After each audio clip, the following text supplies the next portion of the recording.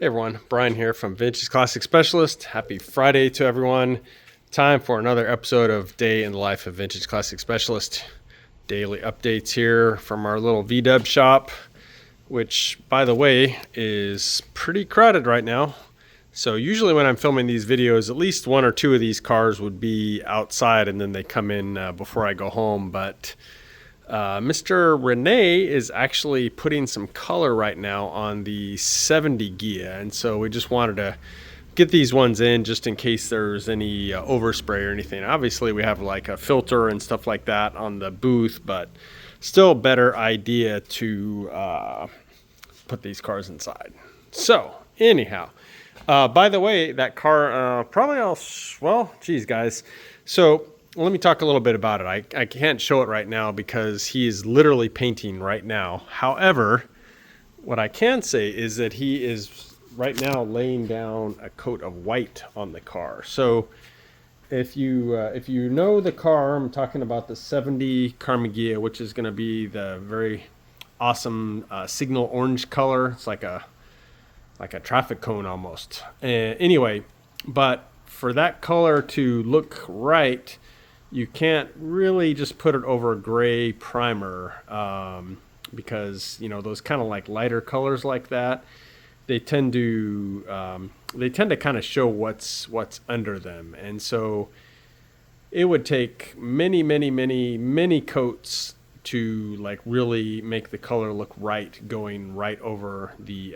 primer. So with a color like that, generally speaking, you do a coat of white first. It doesn't have to be like a really thick coat or anything. You're just trying to like basically get rid of the gray. And so it's getting a coat of white right now. And then tomorrow he'll sand that with probably like, I don't know, 600 or 1,000 grit, and then start laying down the orange. So maybe tomorrow, guys. I don't know. The car, I don't know if I'll be able to show it to you tomorrow, but very soon I will be able to show the 70 Ghia in color. And so again, that is happening right now, at least the base coat, which is white. So let's talk about, well, since I'm talking about Ghias and standing here pointed at this one, which by the way is dusty right now, but let's go ahead and talk about this one.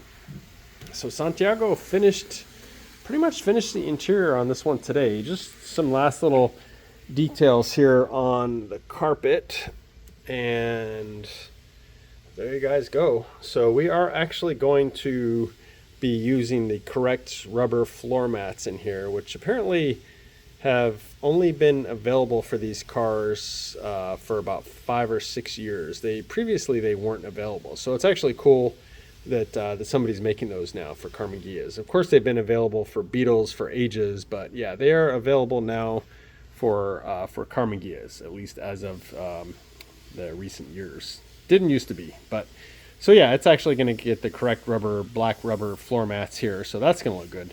But as far as the carpet is concerned, it's all done here, you can see. And so Karmann Ghias have some extra like heel pads and scuff pads, whatever you want to call them, that Beetles don't. Again, these are just basically like nicer cars. It's just a lot more stuff that you would see on more like a higher end car than a Beetle, which was a very, very basic car. These are kind of like one-upped the Beetle in a lot of ways, as far as just how nice the interior was, and having these extra little pads here for your foot to not rub on the carpet and stuff like that. So of course we love those kind of details, and so there they are. And again, this is all handmade, hand sewn stuff here. Again, just talking about how much nicer they were than Beetles. This area even that's under the back seat that pretty much never shows unless you take up the back seat still gets covered in vinyl. Just stuff like that. Just lots of details all over these cars that are kind of a step or two above what a Beetle would have had. That having been said, these cars are really kind of a pain in the ass to put together because they are more complicated in a lot of ways, and the interior takes a lot longer because there's all this detail and stuff going on back here that that Beetles just kind of skipped all this kind of stuff. They just didn't have it. And anyways, but yeah, so interior's done. The seats have been done for a week or so. Door panels have been done for a week or so. Headliner's been done for a week or so. There we go.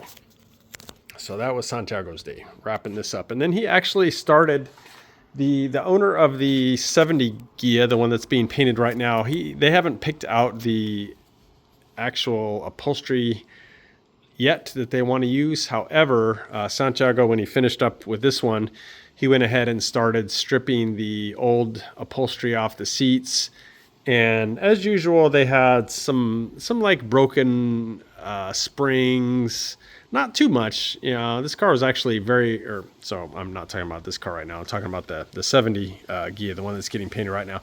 That car was in much, much better shape than this one. And so the seats frames are in really pretty good shape. Again, broken spring or two. Usually there'll be like a little spot weld or two on them that's broken. So nothing too bad. But yeah, he's stripping those down and starting to get those prepped so that when the owners decide what they want to go with, then the seat frames will be, more or less ready to start doing some upholstery on. So that's kind of exciting. But anyway, lots of stuff going on with Carm Ghias here today and every day recently, it seems. So this bus that came in, didn't touch it today, probably get started on it Monday. So again, just briefly, new seals on all the pop outs, and then he did give me some paint, which hopefully is a good match to the velvet green on here, so that we can paint the pop out window frames, which is correct. They shouldn't be black like this. They should be painted body color. And what else? So yeah, this thing didn't get any love today. However, this one got some love, and if you saw the thumbnail, you know that this one is alive once again. So again, this was a running, driving car when it came in. The main things we did to this car, well, the big thing that we did on this car is to put in all new upholstery. This car had some like seat covers on it that were red, so they were kind of correct in that sense, but they were basket weave, which is off a much later Beetle and stuff, and the interior was just kind of a mess. So Santiago worked his magic all over the inside of this car, and so that was kind of I'd say the biggest thing that we did on this car. And then his motor, again, was a running, driving 36 horse motor. However, it was fairly ugly and just didn't really look nearly as nice as the rest of the car. So we gave this motor a cosmetic restoration. So stripped it down to the lung block, and Jacob, who works for us part-time, got the engine case itself all cleaned up, and we put a good coat of clear coat on the engine case so it doesn't get that sort of oxidized magnesium look. It should stay looking pretty nice for a really long time. And then, yeah, the usual, lots of zinc plating, lots of ceramic coating, lots of powder coating. And then while the engine was out, of course, put in a new soundboard there, sound mat in the engine compartment, and new seals. The seals were all kind of rotted out, stuff like that. So yeah, now this motor looks like it goes with the rest of the car now. Super nice car, especially with its new interior and stuff. It's very dirty right now. Sorry about that, car. But yeah, so now the motor goes with the rest of the car as far as being really nice, because this is a gorgeous car. Windows, back 3 windows still need to go in it. And I need to check with the owner and see. I feel like there was a couple other little things he wanted us to do. Not sure. But yeah, this car will probably be done here, maybe heading out in the next week or so, get it back to him. But anyway, so that was a lot of my day. A lot of my day was spent. So those of you that have done these early motors before that have the hard fuel lines going from the pump to the carburetor with these type of fittings that have ferrules on them, I guess there's some variation in the manufacturing, I guess, and sometimes And maybe it has to do with the kind of the condition of the female ports on the pump and the carburetor. Sometimes you put these things together, there's like a little brass ferrule that gets crimped in there when you tighten the nut down on both ends. Sometimes you put them together and they don't leak and they instantly work amazing. And then other times they just fight you, and it seems like no matter what you do, one end or the other, or in this case both, just leak fuel. This side was leaking a little bit. That side was pretty bad actually. And so we've got a bunch of tricks up our sleeve that I tried. Finally had to end up using a little bit of sealant on the ferrules and a little bit, tiny bit on the threads, the male thread. So again, there's like a nut here that screws into the body of the fuel pump and the carburetor, and then also it compresses the ferrule that's in there. So yeah, a little bit of thread sealant that's obviously gasoline compatible on the threads of the nut there, and then a little bit around the ferrule itself where it slides onto this tube. Boom, that took care of it. But yeah, always of course try not to use sealant. But yeah, sometimes you put them together and it doesn't matter how much you tighten the nut or whatever, you can't get them to not leak. This was one of those cases. Again, sometimes they go together. First time, boom, no leak. I've never been able to quite figure out what it is, but again, I think it's probably has to do with the condition of the female side on the pump and or carburetor. Anyway, so that took way too long, but I just, one of those things, working with 70-year-old cars, sometimes things don't go as smoothly as planned. But at the end of the day, we have lots of tricks up our sleeve and they don't leak now. So that's kind of what matters. Anyway, so I did start it, runs great, purrs, sounds amazing. Again, it was a running driving motor, but it runs good. And I do need to take it out for a spin, obviously. And yeah, so pretty big day for this car. It's sitting back on the ground, as you can see. So there we go. That was a pretty big chunk of my day. The other chunk of my day was spent taking care of a few things on this motor, which of course is the 1700cc 40 horse for the beautiful sea blue 64 one family Beetle over here. A couple things happened today. One is, so I decided to actually give a try to this new cooler that Impy has come out with, which super nice piece. It's all aluminum, TIG welded up. And according to people that I've talked to and Impy's own documentation or whatever on this, it runs about 10 degrees cooler than the stock fuel pump, which of course is made of, I guess it's steel. I don't know if all the veins in it are steel. They might be brass. I'm not honestly sure what they're made out of. But anyway, this one's all aluminum and supposedly will run about 10 degrees cooler. And so I thought, because this is a hot rod motor here that's going to be making quite a bit more power than it did stock, that I would go ahead and give one of these a try on this motor.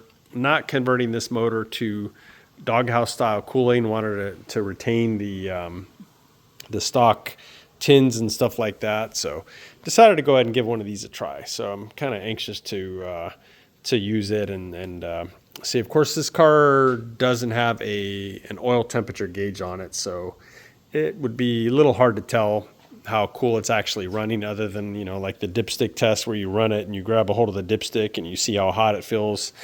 That's probably about all we'll have to go on. But anyway, according to people I've talked to who have a lot of experience with these, they pretty much work as advertised. So it seems like a worthwhile upgrade to me, especially going with or staying with the non-doghouse style cooler. Some extra cooling here, much appreciated. So that happened. That also happened. So that is basically a box of Kadron carburetors and linkage and stuff like that. So it actually ended up being more cost effective to buy the whole kit than to buy the carburetors individually. It's somehow sometimes how things work out. But anyway, so we won't use the intake manifolds, and I probably won't use the air cleaners, but I'll use obviously the carburetors, gaskets, hose, fittings, etc. And then again, I was supposed to get a pair of single port manifolds today. They didn't show up, but not too worried about it. Probably get them early next week. And the other thing that showed up today was finally the rear engine tin here, which is the one that we wanted, that has only the fresh air heating holes in it. So no preheat. We're going to eliminate those because we have dual carburetors, so there's no heat risers needed here. So yeah, spent a little bit of time on this. Being a piece of aftermarket tin, of course, it needed some love to get it to fit really well.